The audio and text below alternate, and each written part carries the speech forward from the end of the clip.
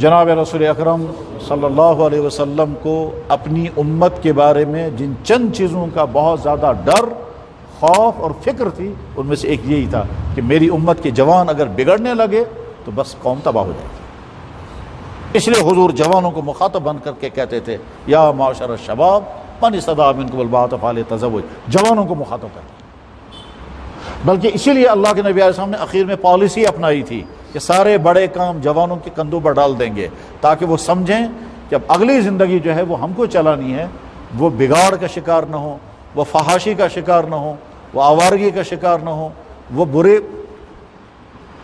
سارے بڑے کام جوانوں کے حوالے کر دیے تھے۔ جب حضور دنیا سے رخصت ہونے والے تھے تو فوج کا کمانڈر کس کو بنایا؟ ایک نوجوان لڑکے کو۔ جب حضور دنیا سے رخصت ہونے والے تھے مکہ مکرمہ کا گورنر کس کو بنایا؟ ایک بالکل نوجوان لڑکے کو جو ابھی ابھی بالغ ہوا تھا۔ یمن کا گورنر بنانا ہے نوجوان لڑکے کو، فلاں مسجد کا امام بنانا ہے نوجوان لڑکے کو، مسجد قباء کا امام بنایا معاذ بن جبل کو، نوجوان لڑکا۔ یمن کا گورنر بنایا اسی معاذ بن جبل کو، مکے کا گورنر بنایا عتاب بن اسید کو، فوج کا کمانڈر بنایا اسامہ بن زید کو۔ تو وہ حضور نے اپنے طرز عمل سے بتا دیا کہ اب اگلے سارے اہم کام جو ہے وہ جوانوں کے کندھوں پر ڈال دو۔ اب ایک طرف سے تو اللہ کے نبی کی چاہت یہ ہے، اور یہ حضور ہی نہیں، اللہ جل شانہ نے قرآن کریم میں جوانوں کے سامنے رول ماڈل لانے کے لیے واقعات بیان کیے۔ ابراہیم علیہ السلام کو بصورت جوان دکھایا کہ دیکھو ایک جوان تھا ملک عراق میں، سارا ملک برائیوں میں ڈوبا ہوا، بادشاہ سے لے کر کے نیچے تک آپ نے سارے گندگیوں میں ڈوبے ہوئے تھے، وہاں ایک جوان تھا ابراہیم، اور کہا ابراہیم کو جوان کے طور پر قرآن میں پیش کیا۔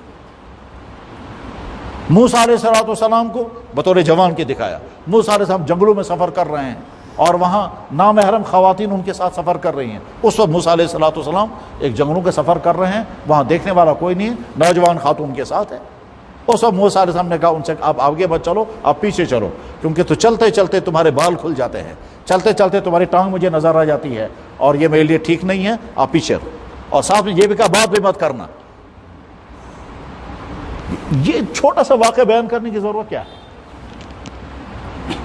مطلب اسے سوچنے کا کہ موسیٰ علیہ السلام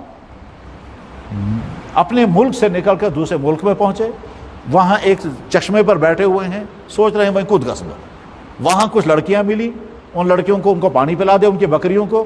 وہ لڑکیاں چلی گئی اپنے ابا جان کے پاس۔ ابا جان نے کہا بھائی جلدی کیوں آ گئی تم؟ کہا وہاں کوئی جوان آیا تھا، اس نے ہماری بکریوں کو پانی پلایا۔ تو موسیٰ علیہ السلام وہیں بیٹھے انتظار میں ہیں۔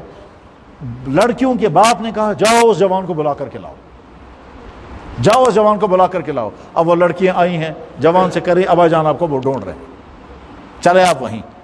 نوجوان نے سوچا بہت اچھا ہے، مجھے ٹھکانہ مل گیا کم سے کم رہنے کا، کیونکہ وہ اپنے ملک سے نکل کر کے 8 دن چل کر کے پہنچے تھے۔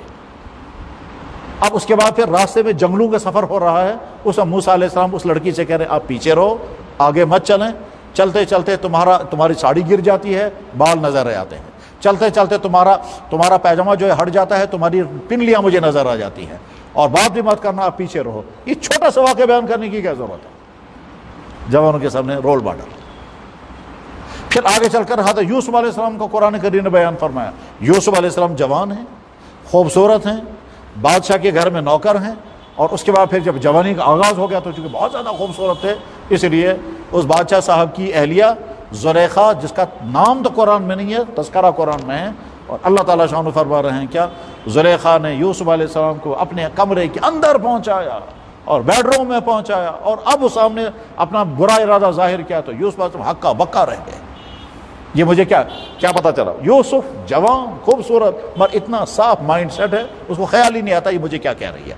اب اس کو پہلی مرتبہ سمجھ میں آ گیا۔ یوسف علیہ السلام نے کہا معاذ اللہ، میں تو سوچ بھی نہیں سکتا جو تم مجھے کہہ رہی ہو کرنے کے لیے، ایسا نہیں ہو سکتا۔ اس نے کہا تم جاؤ گے کہاں؟ سارے گیٹ بند ہیں، تالے لگے ہوئے، تم کہیں نہیں جا سکتے۔